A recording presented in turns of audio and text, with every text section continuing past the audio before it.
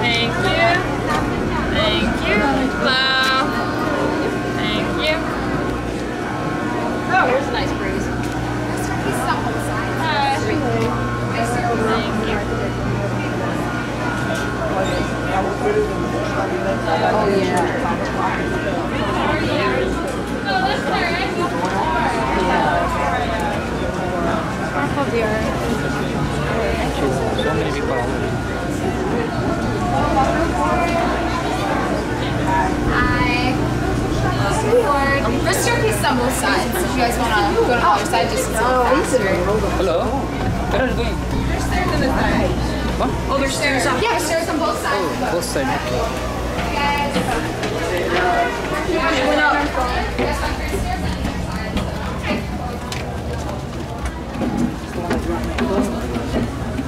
you're gonna want a window seat.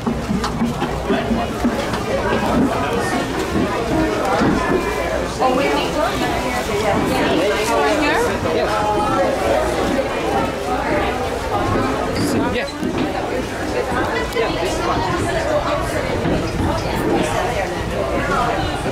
This is fine. I agree.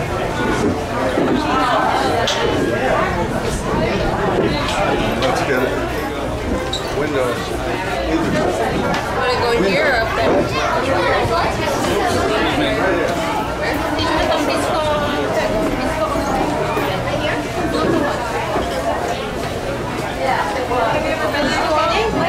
Have you ever been on a boat like this? What? Have you ever been on a boat like this? Yeah?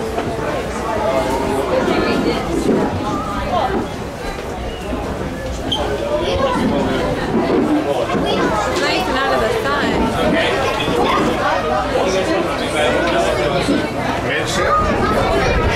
Can you put the bag here? I will come back. I will come back. I will come back.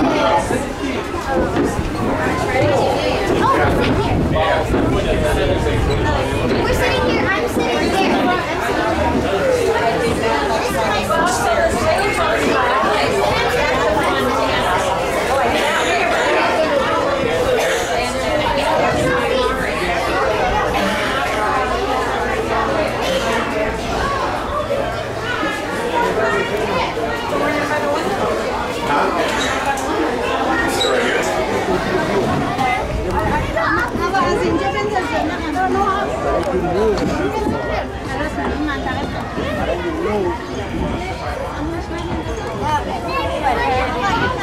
Sen neyi biliyor musun?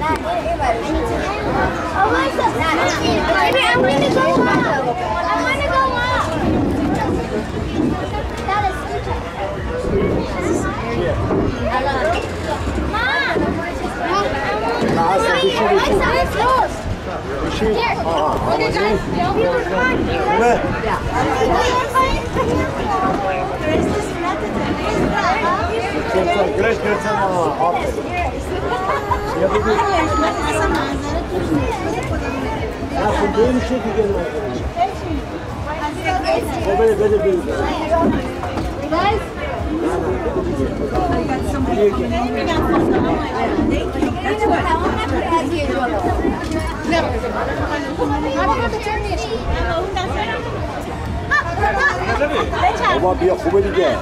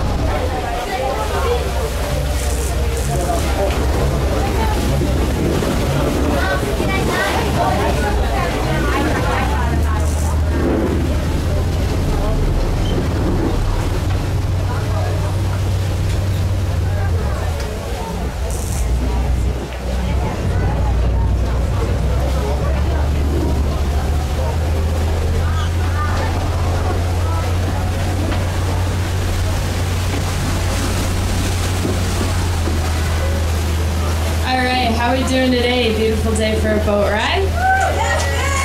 My name's Katie. I'll be doing the first half of the tour today. A little bit about myself. I live right here in Lake Geneva. I've worked for Gage for 4 years now. 2 of those years I've also been a full-time male jumper, and I will be a junior in college in about a week and a half up at UW River Falls, where I studied chemistry. Starting off with the tour right away, that modern brick building behind the Riviera Beach and Park is the Lake Geneva Public Library. That prairie-style building was designed by Mr. James Dresser, and he's a student of the famous architect of Frank Lloyd Wright. Now, the property along the shoreline, covered in people, is known as Library Park. It was donated, that land, by an early summer resident, Mrs. George Sturgis. Now, that gift came with a strict stipulation that that property should always be used as a public beach and park area, and it's still used that way today. Now, during the tour today, Molly and I will be pointing out many interesting and beautiful homes and estates on the shoreline. Some of them are remnants of a bygone era we refer to as the Newport of the West, and that is in reference to Newport, Rhode Island, the famous summer resort on the East Coast. And the time period I'll be referring to is roughly between the years of 1870 and 1920, when the men who built these homes and estates were at the forefront of Chicago's business and industry.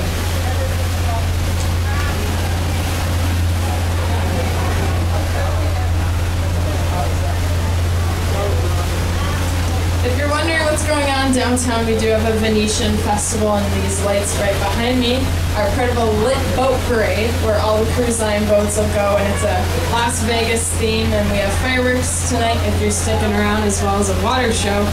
Now, the first large summer home built on the lake was built across this site for Mr. Shelton Sturgis. Him and his brother were business partners. They financed a number of banks in Chicago. They were also heavily involved in the grain storage and grain elevator business. At a time in 1871, 25% of all grain stored in Chicago was held in one of his facilities. The home that replaces that is known today as Maple Lawn, the large tan home with black windows and black roof. Now, you'll see a gray home right behind that, also a pretty good size, that was originally named the Annex, which was built in later years to house the overflow of guests and servants from that main home. Now, this upcoming group of homes is known as the Geneva Manor, built on 37 acres of Levi Z. Leiter's estate. It was known as Linden Lodge and dates back to 1879. Now, the original mansion, which once stood here, contained over 30 rooms and 19 fireplaces inside. Even one of those fireplaces conveniently located in the master bathroom. Levi Leiter co-founded Field Lighter & Company, which in later years became simply known as Marshall Fields. Now, the manor does have an ordinance that says every home on the lakeshore here has to be a different architectural style, so you won't see any duplicates on the shoreline here. Now, at this point in the tour, you may or may not have noticed that most of the piers out here are white. There's no rule or law regulation saying that you should have a white pier. However, there are a few perks. It's cooler on your feet in the summer. Hides with seagulls leave behind, and it's cheaper than colored paint. Not like anybody has any issues with money out here. However, we do get a lot of questions about Pier 20 and why it is tan. The only thing we can tell you is they never gave into the peer pressure of their neighbors.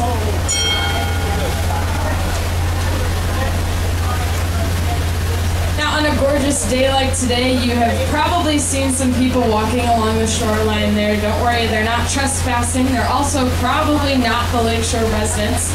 There is a lake path going all the way around the lake. It's just over 20 miles of shoreline, so if you're willing or able, I would highly recommend you walk a little bit of North or South Shore, because you couldn't possibly get any closer to these beautiful Lakeshore homes. Now, usually it takes about 8 to 10 hours to walk the entire lake. We do have a record here at the cruise line. Me and Emma, the bartender, did it in 6.5 hours a few summers ago. So that would be the time to beat so far.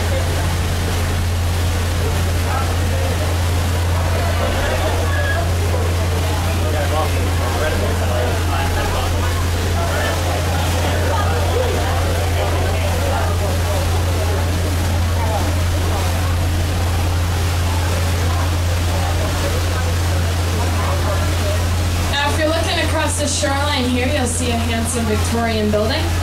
That was one of the few remaining structures of an estate known as Snug Harbor, built for the Sturgis family. Now, in 1919, it was purchased by John Borden famous Arctic explorer and member of the family that owns the Board and Dairy Products Company. Later in 1947, it became known as Covenant Harbor Bible Camp, owned and operated by the Evangelical Covenant Churches of America. And today, Covenant Harbor and the Geneva Bay Center host many different camps and group gatherings throughout the year. Their summer camp being especially popular.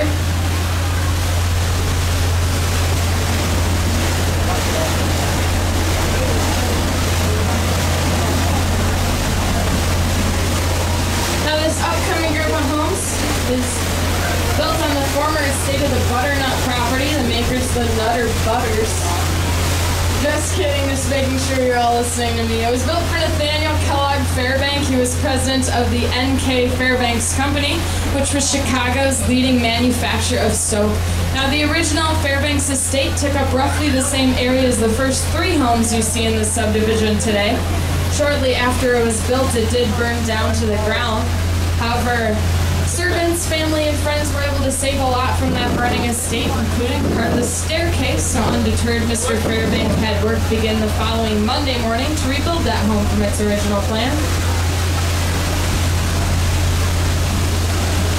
Now later in 1895, a 5-hole golf course was added to his estate property, and it's here on the lake where many of the other millionaires also living here were introduced to this relatively new Scottish game of golf. They then established the Lake Geneva Country Club that same year. Molly will be talking about later on the South Shore part of the tour. Now, I mentioned male jumping a little earlier. Molly is also a male jumper, and our captain upstairs is also male jump. So we have a little bit of experience on the boat. If you've never done the mailboat tour, we deliver to about 60 homes. They have mailboxes out here on their pier. And we jump out of the front window of one of our boats back at the pier, jump onto the pier, deliver the mail, take any outgoing mail out, stick it between our teeth, turn around, and jump back on the boat as it clears the pier. So there's one pretty big catch to it all, and that is that the boat never does stop moving. So it's pretty entertaining for me and you to watch. I'm sure it's also kind of a workout. Very fun job. I would highly recommend you come out and see how we do it. I can point out a few mailboxes. A few of our favorite deliveries are the Wrigley properties, which I'll talk about in a second. Now you'll notice a home for sale there. If any of you are interested in buying Lakeshore property, there is no undeveloped land out here that is for sale, so you'd have to buy that home, which looks kind of dated. Spend a pretty penny on that, somewhere around $3 million probably. Spend another pretty penny to tear it down, and then you can rebuild your dream home like the people right next door. Currently, one running foot of Lakeshore land costs anywhere from $25,000 to $65,000 a foot.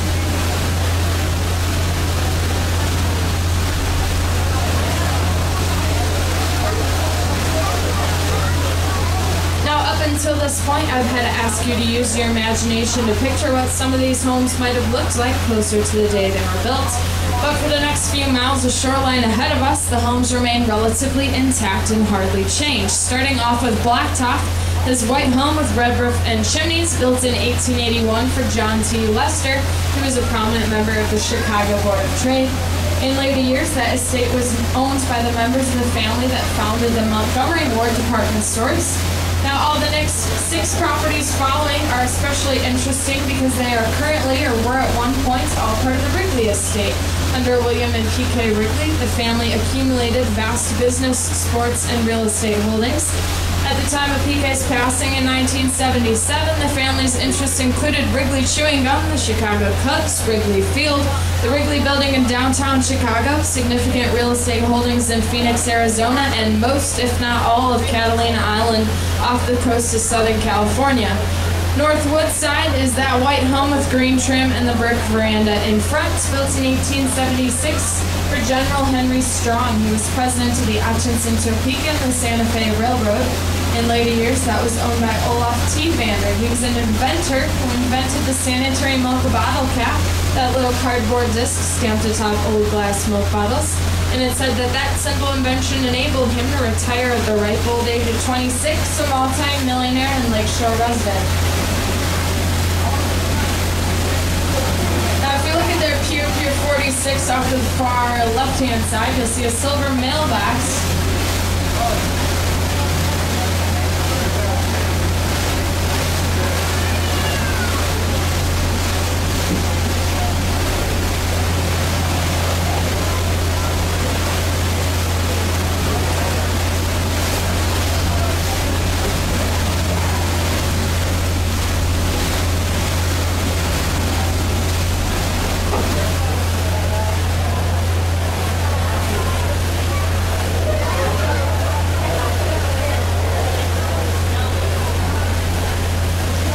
part of the Wrigley estate is called Hillcroft.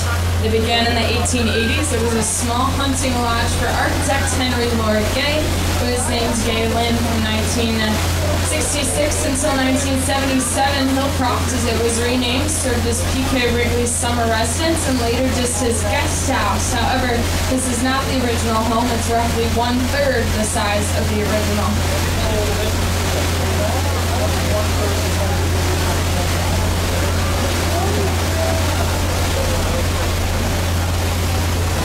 Now right next door we have Green Gables, and this was P.K. Wrigley's main residence at the time of his passing in 1977. Also not the original estate, it dates back to when it was built for CKG Billings. William Wrigley Jr., the founder of the chewing gum company, purchased the estate in 1911, had it torn down and completed in 1966. And at that time it was considered state-of-the-art because everything from the flagpole to the drapery was controlled electronically. Once again, if you look at their Pier 49 right-hand side, you'll see a mailbox with a little red flag.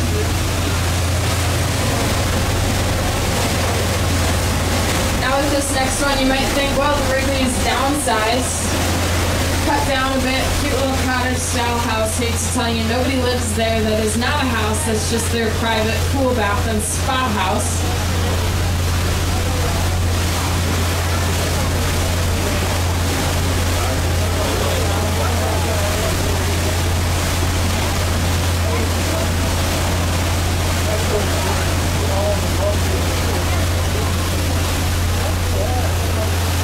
Barn-shaped building on the shoreline is the Wrigley Boathouse, housing about 30 of their private boats. Just to the left of that is the latest edition of the Wrigley property that was just finished within the last 5 or so years. They call it Summerwood, and that is rumored to be the Wrigley Guest House. And that brown-shaped building on the shoreline briefly interrupts the Wrigley property, but it does continue a ½ mile to a mile back with their private Arabian horse farm and polo field. Now, if you look ahead of you, you'll see an antique yacht docked to the pier at Witchwood. It's partially covered up by that brown boat cover, but that is the 70-foot Ada E, named for P.K. Wrigley's mother. It was built in 1911 in New York and motored to Williams Bay by railroad car.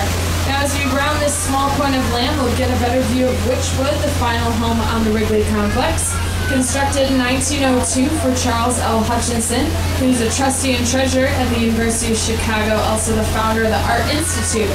As the property was developed, it was supposed to be a wildflower and wildlife sanctuary. They disturbed as few trees as possible.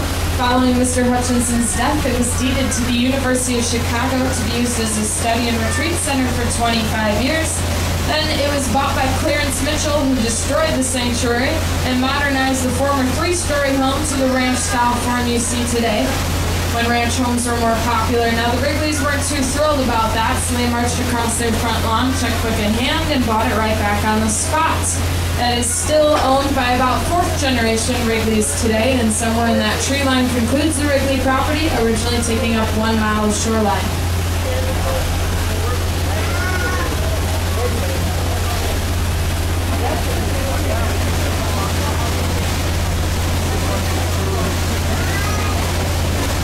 This next beautiful white villa with the orange tile roof is the first of 3 homes built in 1906 by the same contractor, Richard Suter. It was constructed for Edward F. Swift, son of Gustavus Swift, founder of Swift Meatpacking Company in Chicago, and it is named Villa Hortensia. Today they call it Edgewood, and that is the summer residence of a Chicago businessman. For those of you wanting to take any pictures throughout the trip today, the next one is said to be one of the more beautiful homes on the lake, also completed in 1906 for Norman W. Harris of the Harris Trust and Savings Bank in Chicago, or BMO Harris Bank. The landscaping was designed by the Olmsted brothers, sons of Frederick Law Olmsted, who are perhaps the most famous landscape architects in America. Some of their other projects including Central Park in New York City, Capitol Grounds in Washington, D.C., and Grand Park in Chicago. In 1920, it was owned by Walden W. Shaw. He was founder of the Yellow Taxi Cab Company. By the 30s, it was owned by his son-in-law, Daniel F. Peterkin Jr., president of Morton Salt. The estate remained in the Shaw-Peterkin family for 80 years before it was sold to an investment advisor named Richard Driehaus, who still owns it today.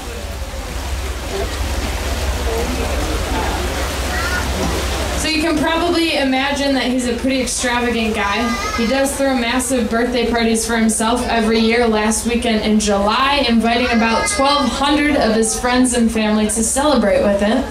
Now, each year has a pretty notable theme. This year, it was 1776, or a patriotic theme because he turned 76. The Beach Boys were the entertainment out on the front lawn. They have also been entertainment for the nights prior. And he also has a massive firework display easily seen all around the lake. Last year the entertainment was Jay Leno, and about 10 years ago a more notable theme was Route 66 when he turned 66, and he had his entire antique car collection on display in the front yard there, and every guest to the party, all 1,200 of his friends, got a key. And if one of their keys fit one of the brand new Chevy Corvettes also on the front lawn, and happy birthday to them, it was kind of a party favor per se.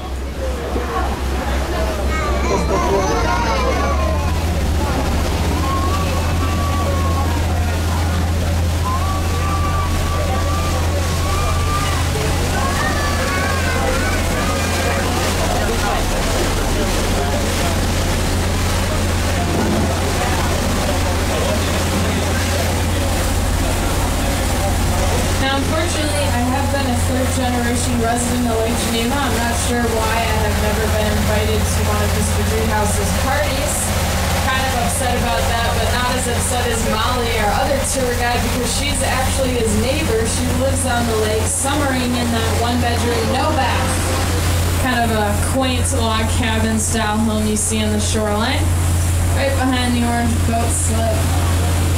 She's been saving up her tips this year to buy a door. More prominently are her neighbors nestled back beyond the trees, appropriately called House in the Woods, also completed in 1906 for Mr. A.C. Bartlett, who's a wholesale hardware distributor known today as True Value, if you recognize that name. Now, Richard Studer was a pretty busy guy, building the past two homes in the same year, so special plans were made to complete this estate on time specifically. Mr. Studer went to Delavan, Wisconsin, 10 miles away, and borrowed a three-ring circus tent from the P.T. Barnum circus that was held there in the off-season. Had it put over top the house so it could be heated throughout the dead of winter, so all those special plans could be finished before spring because it was a surprise birthday present for his wife.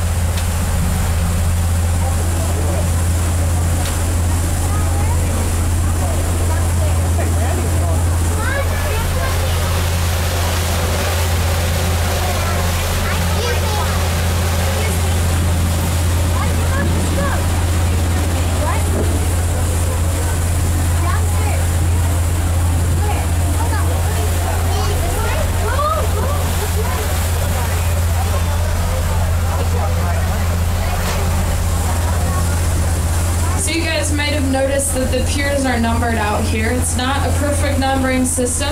It does kind of serve as their Lakeshore address. It helps out with mail boat delivery. It also helps out the Water Safety Patrol. If you were to run out of gas 4th of July weekend on a rental boat, it's a lot easier to call them up saying I'm right in front of 71 rather than to say, well, it's a white house, lots of windows, nice landscaping, flagpole in front. Might take them a few hours to find you.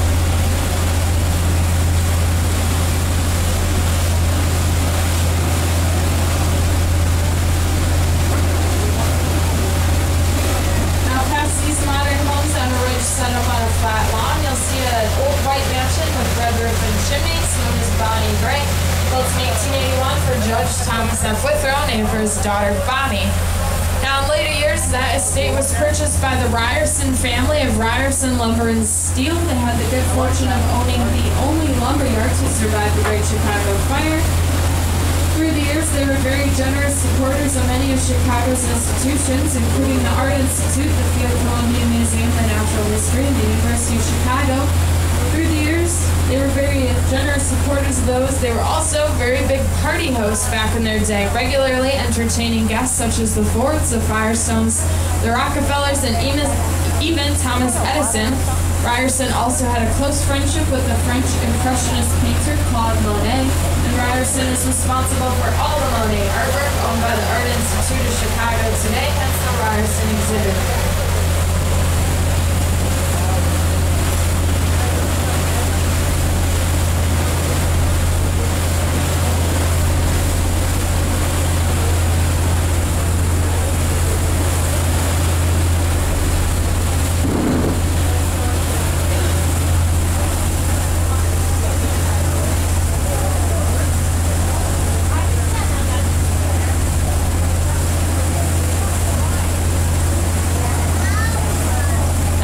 crossover from north to south shore. A few facts about this lake itself. It was formed about 20,000 years ago, cut out by a glacier around 7.5 miles long and 2 miles wide. That's widest point being from Williams Bay over to the south shore, Lake Geneva Yacht Club. The average depth of the lake is 61 feet, and the deepest point is 142 feet, which is deep enough to completely submerge a 14-story building. That being said, this is the second deepest spring-fed lake in Wisconsin. Along with that, it's also the 5th largest by acreage in the state, with 5,263 acres. The earliest residents of the area were of the Potawatomi tribe, who had migrated from the north, led by Chief Bigfoot. Now, the Native American name for this lake has been disputed over the years, but the most acceptable version is known as Kishwaukito, translating loosely to Lake of the Clean, Clear, Sparkling Water, which still surrounds us today. Unlike a lot of other bodies of water, there's no far runoff or surface inlets that feed this lake. It's entirely spring-fed, and there's only one outlet located in Lake Geneva. That is the headwater for the White River, feeding into the Fox, Illinois, and Mississippi rivers. So eventually, this water from this lake ends up in the Gulf of Mexico. Now, in 1834, a government surveyor named John Brink came to this area to name the landmarks, and when he saw Geneva Lake, he was reminded of Seneca Lake in his hometown of Geneva, New York, thus naming this body of water closely after his hometown. Now, this is just about the halfway point in the journey. I'm going to turn it over to Molly. She's a great tour guide. She's going to take us down the South Shore part of the tour back to Lake Geneva.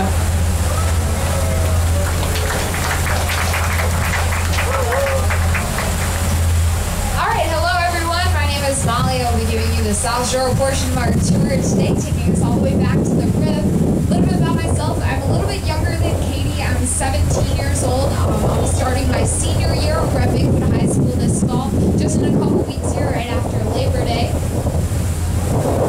This is my 3rd summer working here at the cruise line. It's also my 2nd and a half season doing mail. I started mail jumping when I was 15, and I've never looked back. It's my favorite thing to do here at the cruise line. I love it so much. So I like to think I'm a pretty seasoned veteran by now, doing it 2.5 years.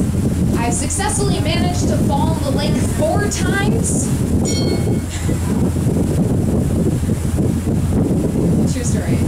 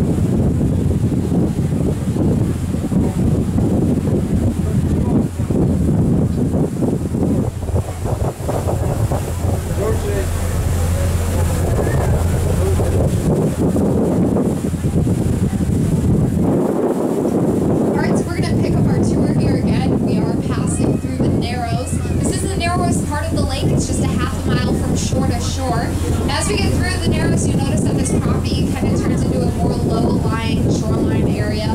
So this low-lying property is protected from the expanding winter ice by gates and outlet located back in the Pacific Lake Geneva. I don't know if Katie said, but this lake does freeze over during the winter. Sometimes 2 to 3 feet of ice will cover the entire lake. It's actually not common to see cars out here driving on the ice. So what they do to protect this shoreline is back in the city of Lake Geneva, they'll open the outlet gate and they'll lower this lake several inches to protect this shoreline from ice damage. Also, all these docks must be removed during the winter months to prevent them from being destroyed by the powerful ice. This is a multi-million-dollar industry out here on the lake, the removal and installation of the hundreds of docks each year.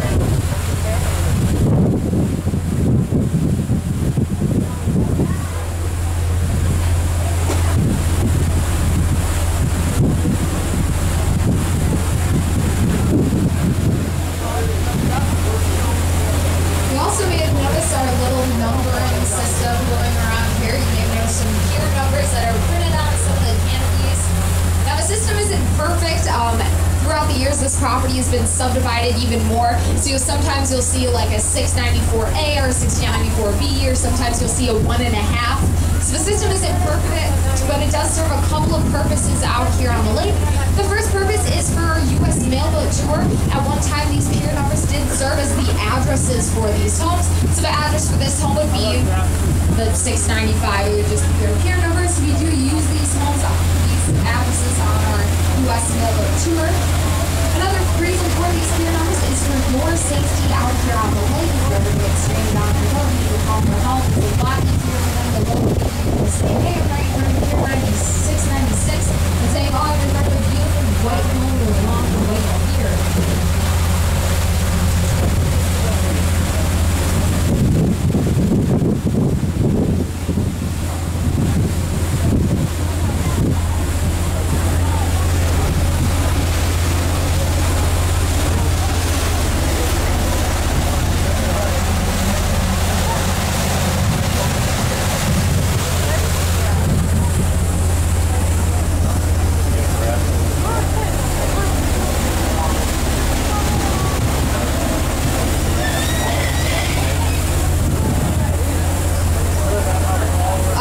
We'll see those homes surrounding that very large expanse of lawn. Now that's known as the 700 Club because it takes about 700 people to mow their lawn. Just kidding. It's actually called the 700 Club because all of those homes do share the same address of Pier 700 South Lakeshore Drive. At one time, this was the site of the Allview Estate that was owned by the John Brink family. The Bromas family once owned one of the largest distilleries in Chicago. Now, their original home did stand in the upper right corner of that lawn, but that was torn down about 10 years ago.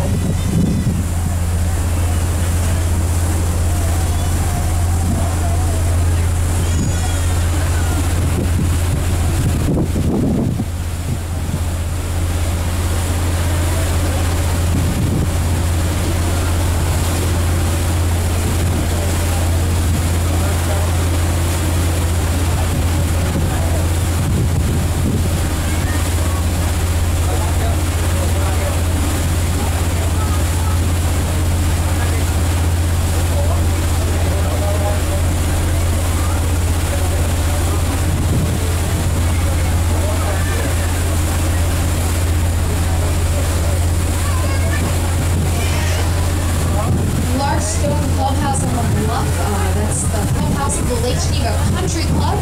We're actually looking at the back of the building because the front of this building faces one of the oldest 18-hole golf courses in the United States. It was established here in 1895 and it does make it the oldest golf course in the Midwest on its working site today.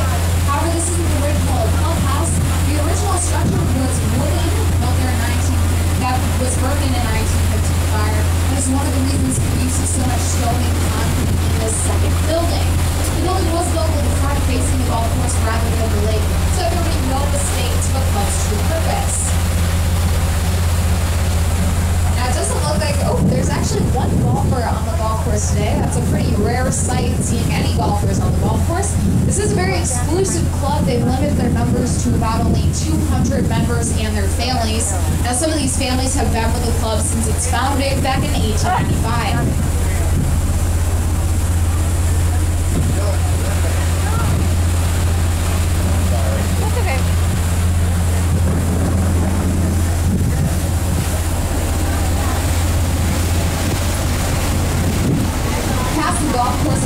You'll see a small gray home. Now that actually is the distinction of resting on the only island out here on Geneva Lake. Duck Island, as it's known, it's the summer home of Mr. Henry Bates.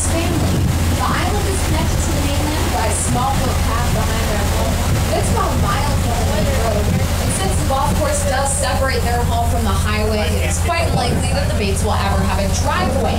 So by arrangement with the country club, the Bates must park their car back in the club's parking lot and then commute across the 8th fairway to their home by means of a golf cart.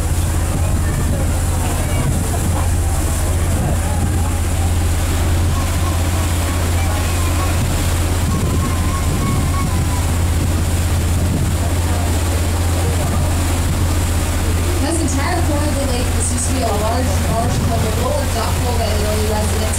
Many waterfowl that used to nest here. Still do get a lot of waterfowl that nest here as we get a little further past Duck Island. If you look back there, notice that it's more of a marshy area still evident back there. We get a lot of ducks and geese that like to nest back there. Actually, you get a lot of ducks that like to fly pretty close to the boats. But one time I was actually on here with Emma. We actually had a duck fly through this open area right here upstairs. Actually landed on the bar and it asked Emma for 2 sprites. And Emma, being fluent in duck, said, "Well, Mr. Duck, how are you going to pay for that?" And the duck just said, "Oh, just put it on my bill." I thought that would quack you guys up.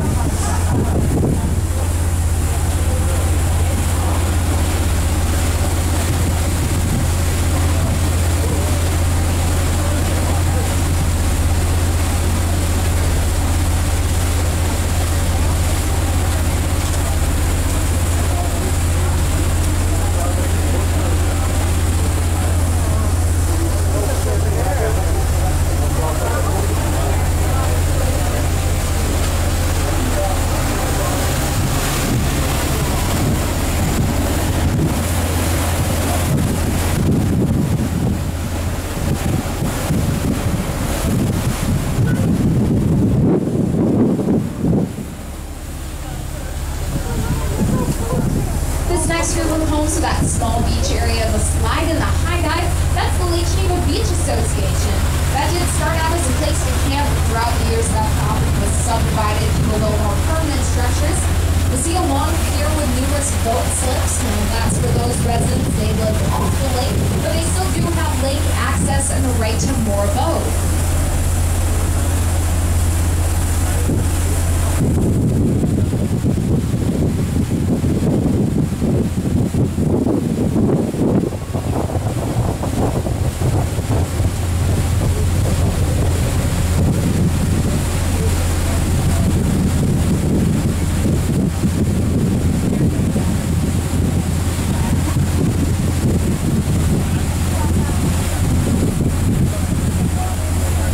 Solid green canopies. We'll see the Sea Lark. It's a recreation of an 1890s lake yacht launched just a few years ago by Larry Larkin with the help of his friends and family. To the left of the Sea Lark, we'll see a mint green home.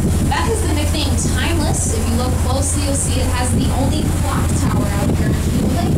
That clock does light up at night.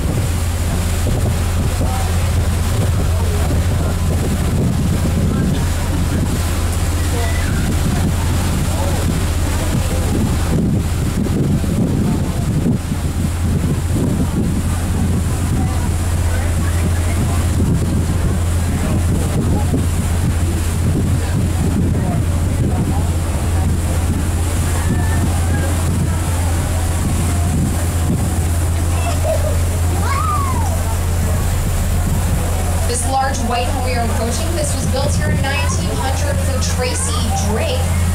Mr. Drake and his brother John founded the Drake Hotel and the Blackstone Hotel and Theater in Chicago. Drake's lived here for over 35 years. However, they probably wouldn't recognize their home as it looks today because that new owner has almost tripled the size of the original home. They added the 2 wings on either side of the center section and the 6 pillars.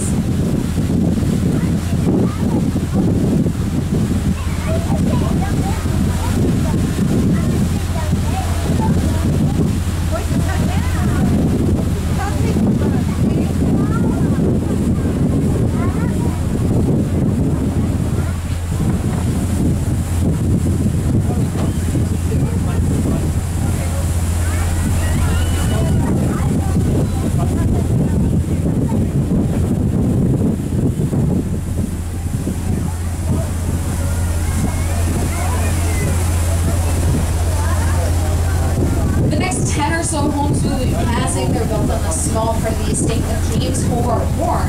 The estate was called Moore. It was named for his wife Laura. Mr. Moore and his brother, they were business partners and financiers at the highest level of the world. You might recognize some of the companies they organized: the Diamond Match Company, the American Tin Plate Company, the American Can Company, the Rock Island Railroad, and the National Biscuit Company, that small bakery better known today as Nabisco. Mr. Moore built his estate here in 1900 for approximately $3.5 million. That was at a time when the average wage was just a couple dollars per week. At that time, the estate included 400 acres, more than 30 buildings, including a Elizabethan-style mansion. That mansion did stand on the rise with that new law home now stands today. However, that was torn down in 1984. In addition to the extensive stables, the estate also included a drive-through gate lodge with living quarters, a carriage house, a garage, a laundry building, an animal barn, 2 farm cottages, 3 chicken houses, and a large pear tree.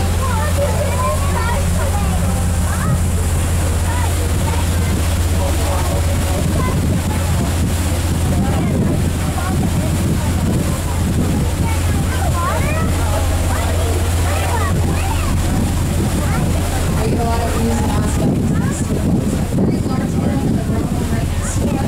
Unfortunately, a lot about this home since the property line isn't really historical significant, neither are the homes themselves.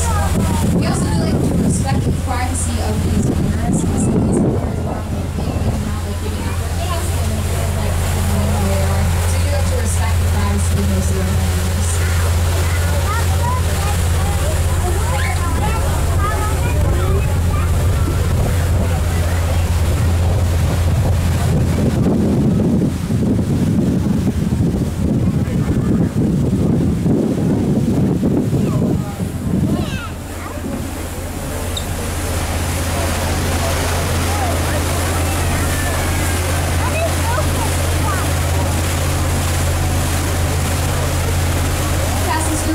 The estate in White Home with a sloping green roof has been on this fair lawn since it was built here in 1894 for the late Charles Wacker.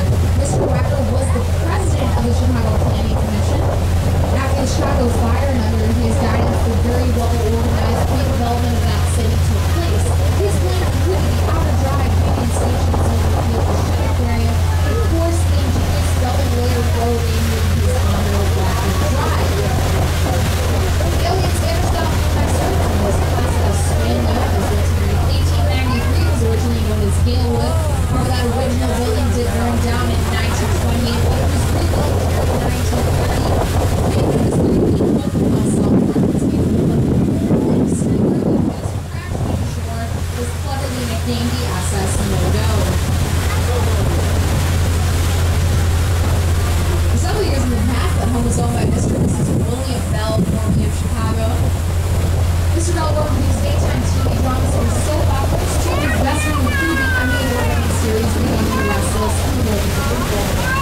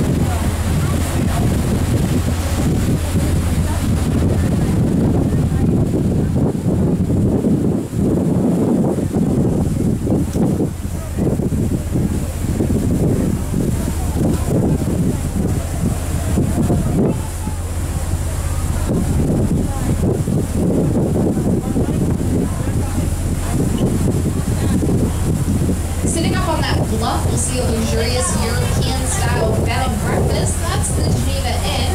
Geneva Inn features an excellent restaurant. That restaurant has terrace seating, so that all guests are able to get a great view of the lake as they dine.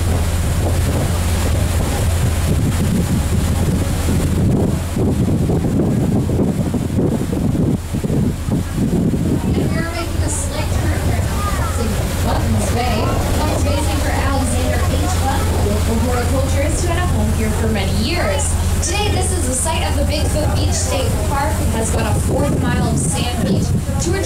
66 acres of public picnic, camping, and park area that are all owned and operated by the state of Wisconsin.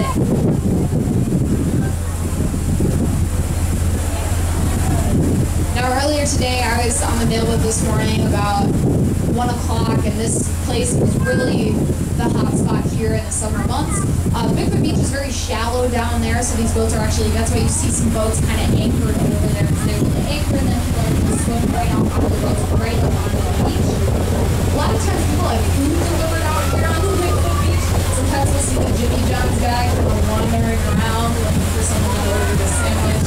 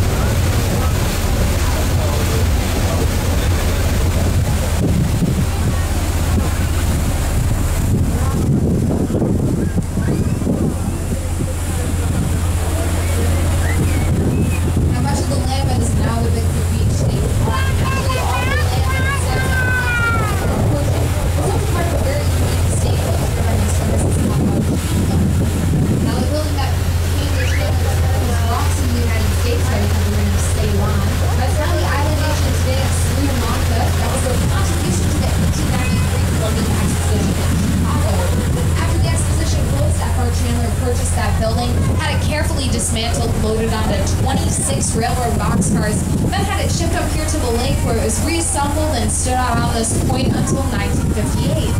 Instead of the three very modern homes you'll see on the left ahead of us, picture the most unique home ever built on the lake. Ceylon Court was a replica of a Buddhist temple. The building was 4 stories tall, constructed of 19 different woods, all native to Ceylon. The exterior walls were varnished mahogany, and the octagonal pagoda-shaped roof was covered in bright orange tile. It made it a prominent landmark out here on the lake for many years. Inside, there were 16 hand-carved teakwood columns to support the unusual roof, and authentic to the last detail, beds hung from chains in the ceilings to prevent snakes from crawling up the coast, which fortunately is not a problem here in Lake Geneva. The most incredible of all, that was constructed without the use of a single nail or screw. Craftsmen used dovetail joints and long wooden pegs to hold the entire structure together. After undertaking the very extensive project, the Chandlers only lived here for about 6 years. They then sold the estate to Mr. and Mrs. John J. Mitchell. Mitchell summered here for nearly 30 years, and the estate was then sold to Frederick Leighton Maytag of the well-known Maytag Washing Machine Company. This point of land is still referred to as Maytag Point today. However, the Maytags didn't sell the estate to a developer in 1948. That property was subdivided over the next 10 years. In 1958, that developer actually auctioned off most of the learnership of that home and then allowed the Lake Geneva Fire Department to use that home as a controlled burn to practice their firefighting skills. So it was kind of an unfortunate way to step extremely out the lake boat.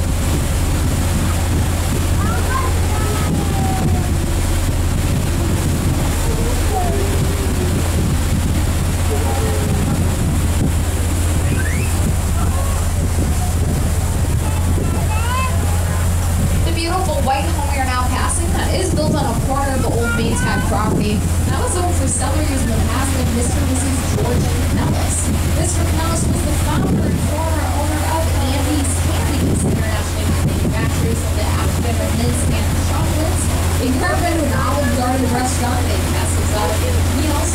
Also, their daughter, Lady Canellis, she was the first female nail jumper here at the coastline, which I think is pretty cool because she paved the way for a lot of other female nail jumpers, including Katie and myself. So that's pretty cool. Behind the gazebo and small point that project out from the shore, we'll see a townhouse development known as Somerset that was built here in the late 1970s on the site of the Harry G. Selfridge Estate. It's called Harris Hall, dated back to 1899. That mansion was a beautiful 3-story stone. It was a half-timbered English Tudor manor that's been here for 8 years. In her early days, Mr. Selfridge was a partner with Marshall Field, located in Chicago. However, in his later years, he did move out to London, England, where he established Selfridge's department store. That is his long live in London, as much as business in Chicago. Now, Mr. Selfridge had many still used in retail business today. Things like annual sales, market basements, unique store layouts, and even the saying the customer is always right when all accredited events historical celebration.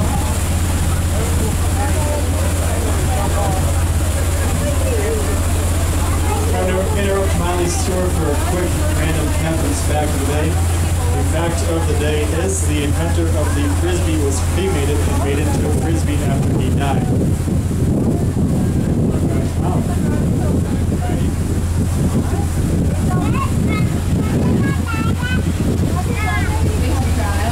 The company development on the hill is a former estate of George Walker that was known as Point Walker.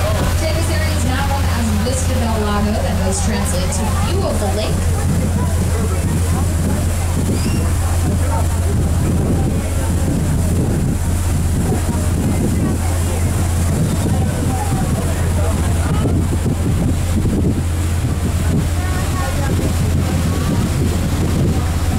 And we are approaching the largest single family home out of Fontana-on-Geneva-Lake. I'm going to start talking about it a little bit early just because there is a lot to say about this home. It has a ton of history out there on the lake. I'm actually going to start off clearing up a few rumors about this home.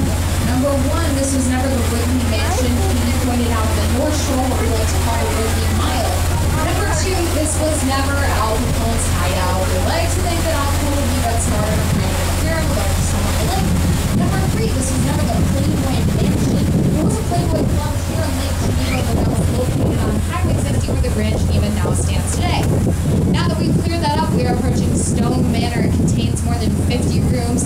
Originally built for Otto Young in 1899, he called this mansion Younglands. And as you'll soon be able to see their home, it is an Italian-style palace. Although he was from a wealthy family in Germany when Mr. Young came to the United States in the mid 1800s, he's virtually penniless. He actually started out selling costume jewelry from a pushcart on the sidewalks of New York City. During his lifetime, he obviously amassed a very sizable fortune for himself and his family. After the Chicago fire of 1871, Mr. Young moved out to the city of Chicago, where he invested every nickel he could scrape together in real estate under the burnout city.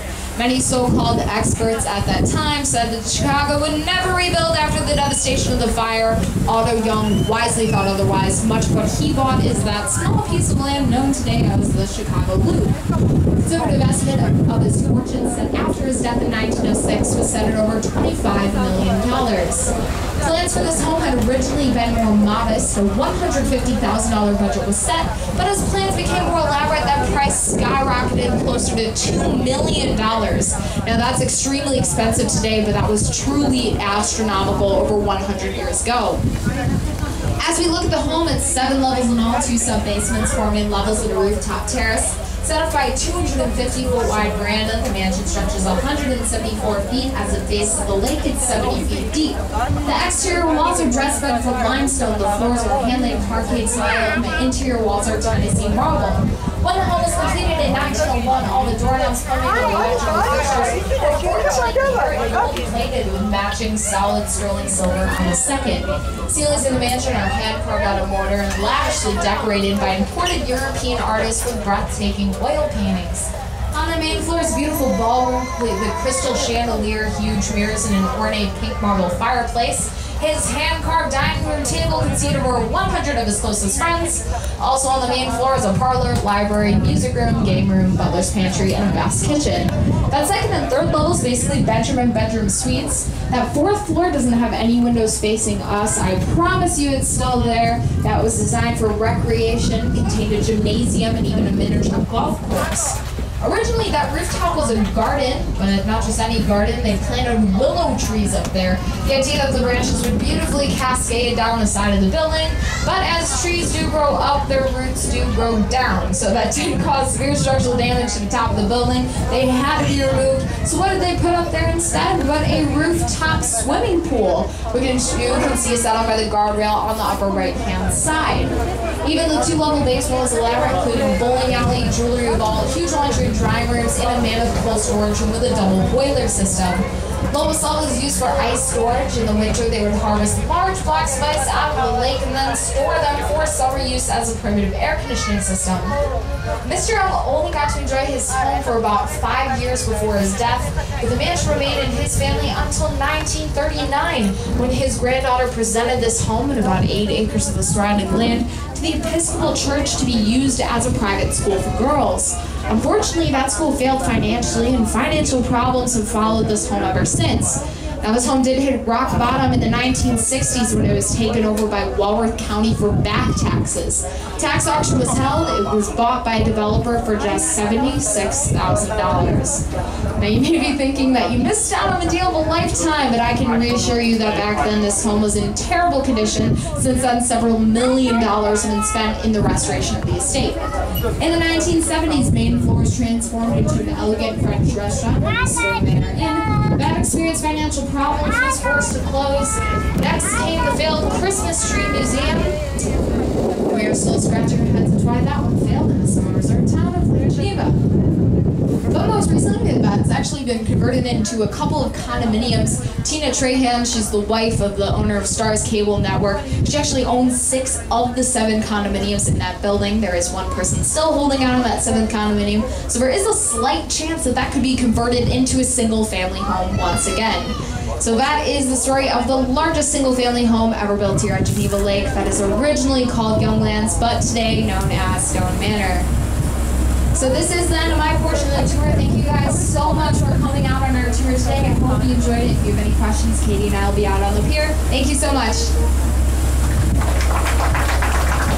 Thanks for the great tour, guys. As we head back to our summer port at the Riviera Docks, a couple of buildings you can see in the Lake Geneva. The tallest building you can see that's the 9-story Geneva Tower, a condo development. After it was completed, the founding fathers of our city now like how tall it was in our small town skyline, so a building code was put into place saying no building can be built from the top of any tree. So we've also got 4 hotels, all showed trees. Oh, kind of right to see Venetian Fest. Katie had mentioned that to you guys. Really random tour. Very below the Geneva Tower, see a ground bridge as the outlet here at the lake east of the White River, which feeds the Fox, the Illinois, and the Mississippi rivers. The brown building and the red brick building you guys walked through around to get down to the boat today, that is the Riviera. Built in the 1930s, owned some big bands back in the day: Wade King, Artie Shaw, Dorsey Rose, Louis Armstrong, even a Frank Sinatra. Today it's a civic center that's open for weddings and other get-togethers. It takes about 2 years or more than a night that you want in the summer months, so as we like to say, pick your date and find your mate. Also a little bunch of shops, candy, souvenirs, etc. That does wrap up the tour today. We got 2 requests from before we dock the boat back at the pier. One, check around your feet, make sure not to forget anything: purses, cameras, cell phones, small children, car keys. Also, if you can have a seat, and please stay seated throughout the docking procedure. Just in case I nudge the pier, I do not want to knock you off balance. So for your safety and your comfort, please stay seated until we're completely tied down. The gangplank is in place. We're there to help you off. On behalf of myself, your tour guides, Emily, your bartender, you guys had a great time with us today. If you have any questions for your tour guides, want to donate to the college fund, it'll be on the pier as you get off.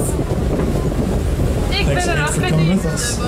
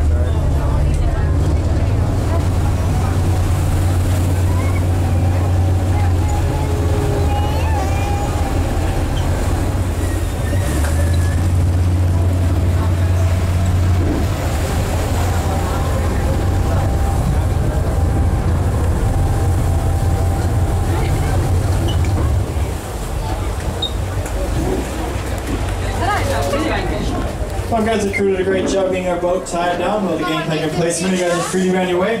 If you're on the upper deck, please just see staircase on the right and the left side of the boat. You get out of here a little bit quicker that way. Thanks again for coming with us, and enjoy the rest of your Venetian weekend. Yeah, be right back.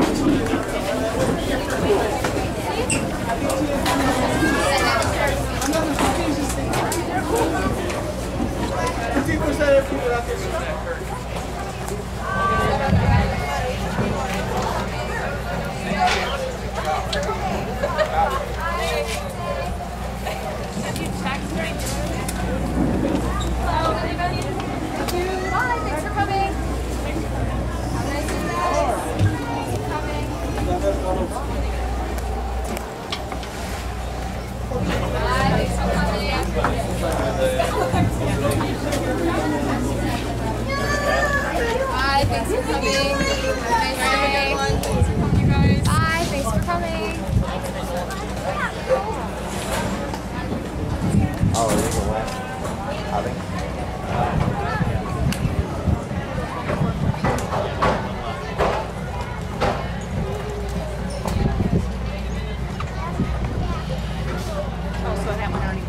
Yeah, it's already 5 this morning.